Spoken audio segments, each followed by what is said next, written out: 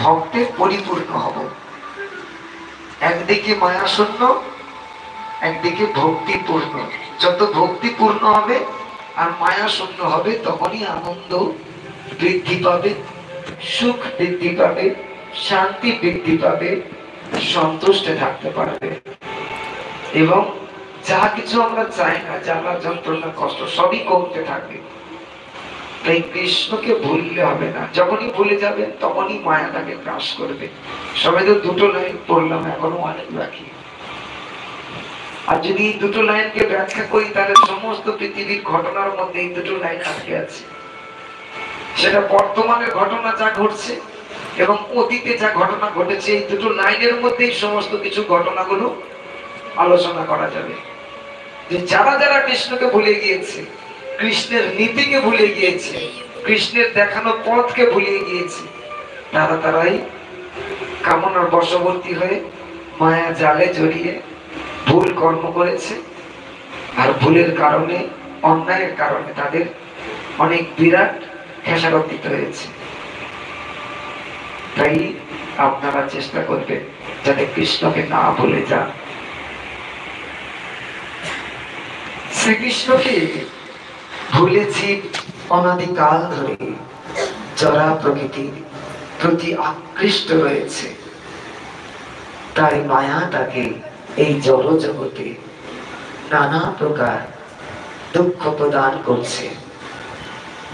পরম করুণাময় ভগবান কৃষ্ণ স্মৃতি জাগরিত করতে মায়াগ্রস্ত জীবের কল্যাণে বেদ, পুরাণ আদি শাস্ত্র গ্রন্থাবলী দান করেছে।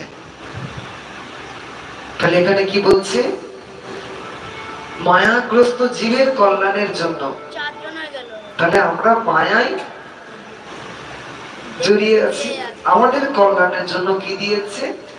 বেদ, পুরাণ আদি শাস্ত্র গ্রন্থাবলী দান করেছে।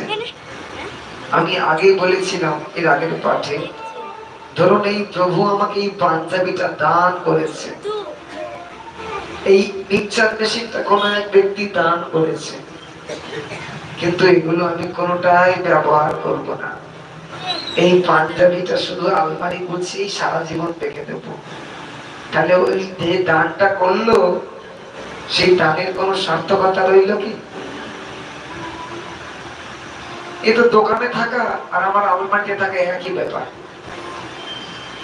তাহলে এই সাউন্ডটাকে আমি ব্যবহার করে এখন ভগবানের নাম গান করছি, এই পাঞ্জাবিটাকে ব্যবহার করে এখন তার নাম গুণকীর্তন করছি, এবং আমাকে দেহকে আবরণ করে রেখেছে।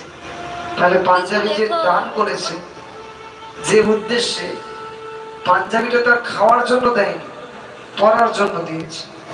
সাউন্ডটাকে তো আর জলে ডুবিয়ে ফেলে রাখার জন্য নয়, তাকে আমি ইউজ করছি গোবিন্দের কর্মের কারণে। এই পাঞ্জাবিকে ইউজ করছি গোবিন্দের কর্মের কারণে। এই জিহ্বাকে ইউজ করছি, এই যদি জিভটা কেটে দেয় আমি কথা বলতে পারবো? যদি 32টা দাঁত ভেঙে যায় কথা বলতে পারবো?